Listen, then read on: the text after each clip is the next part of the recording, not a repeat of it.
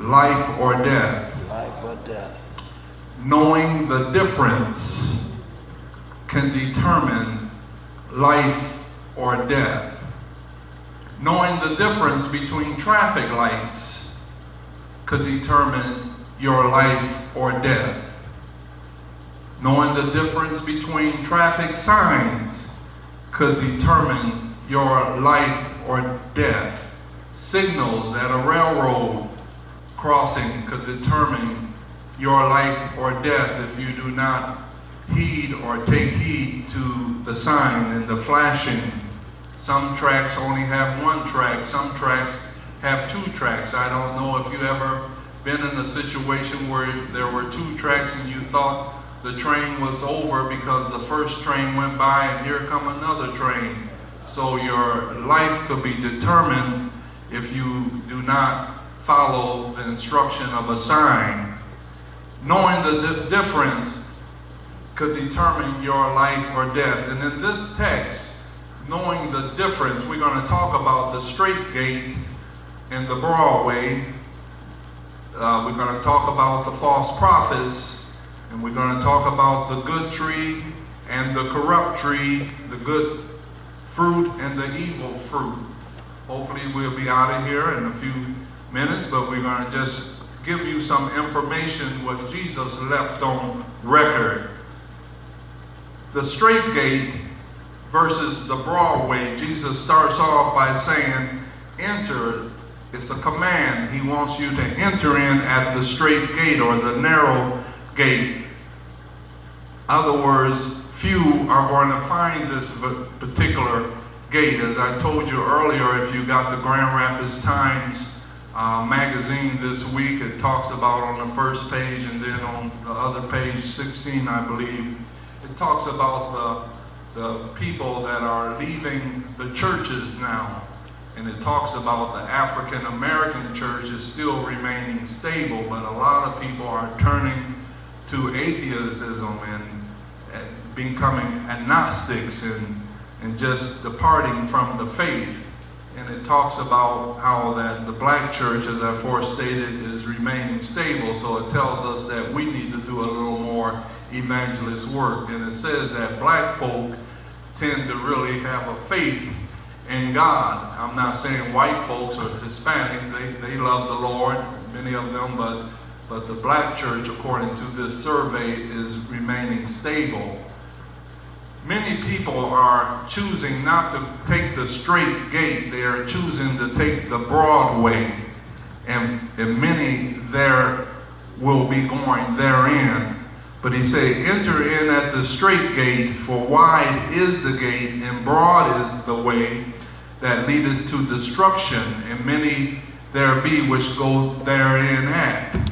So we want to be opposite of the broad way. We want to take the narrow route. We want to take the narrow route. We want to be in that few number to make it into eternity. So the straight gate versus the broad way, Jesus gives this comparison. And many are going to take the broad way, but that does not mean you have to take the broad way. Thank God you got saved when you got saved. Thank God you joined the church. Thank God you serving the Lord. But always remember, there's a real enemy out there. There's a devil out there to try to get you to come off of the narrow way and to get on the broad way. Someone said this way is so narrow that you can't make a U-turn on it. You have to just back up, and that's why you have backsliders. But nevertheless, you want to stay on the narrow path and you want to enter in at the straight gates. There's all kind of gates. There's gates at your house. There's gates at your job. If you don't enter in or enter the right code, you can't get in. I want you to know to get in on this narrow way. Jesus says, I am the what? The way, the truth, and the life. No man cometh unto the Father but by me. Meaning that he is the way to get on this narrow path and to get on in this narrow gate. The Bible even talks about in the book of Revelation, there's 12 gates to the city. 4 gates, if you will, on the east and 4 gates on the west, 4 on the south and north.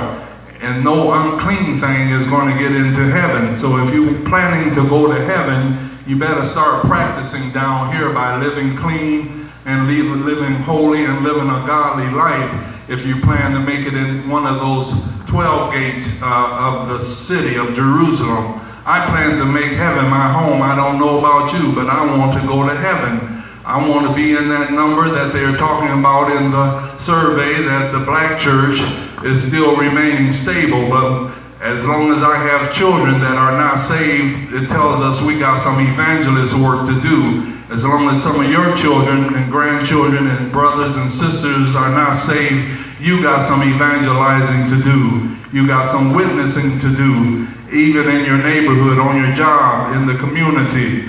And then it talks about the false prophets. He says, beware of the false prophets which come to you in sheep's clothing, but inwardly they are raving wolves. He gives them a warning.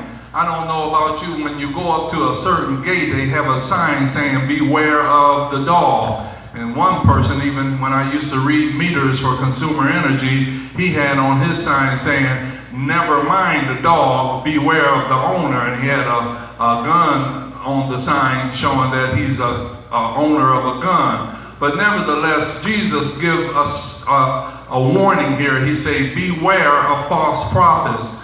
We're living in end times now. We're living in the last days. Everybody that says, Lord, Lord, is not going to make it in. And everybody that says, Lord, Lord, is not doing the will of the Lord. So he says, beware, they will come to you in sheep's clothing, but inwardly they are raving wolves. Meaning that when the shepherd, if you will, is leading his sheep, he has to beware of the wolves. And if a wolf were to get all the hairs of a sheep upon himself, the shepherd will not know the difference.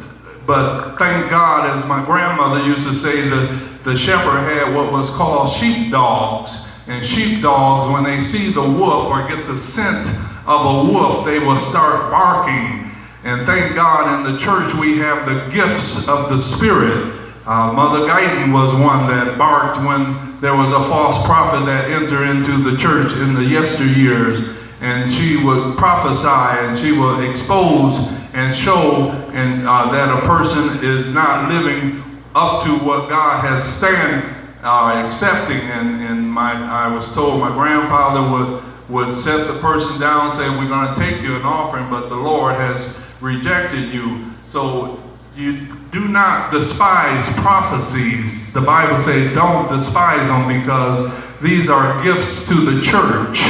And the gifts are to help that you don't become deceived. So he says, beware of false prophets which come to you in sheep clothing. Everybody that's coming in a 3-piece suit or coming with a clergy collar, coming with a robe on, necessarily does not mean that they are representative of God. But how can you know if they're representatives of God or not? Well, one thing about it, the Spirit will reveal. The Spirit will reveal through the Word. The Spirit will reveal through a prophet, if you will, or a prophetess.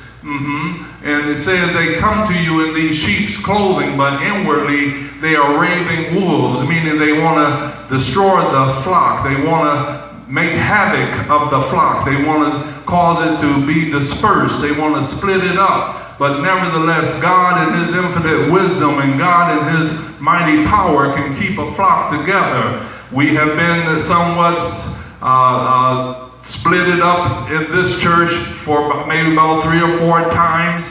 As I said on last Sunday, I gave the certain names and certain names I would not call. But nevertheless, I want to give a correction today. Elder Holly was one that left our church, and he left in a good manner, if you will. But nevertheless, we have raving wolves that are out to destroy the flock, to divide the flock, to take what they can. But nevertheless, God is able to keep the flock together because Jesus is the chief shepherd. Come on, say, he's the chief shepherd. He's the bishop of our souls. He's the one that is able to keep us from falling and to present us faultlessly before the presence of his glory. So he says here, they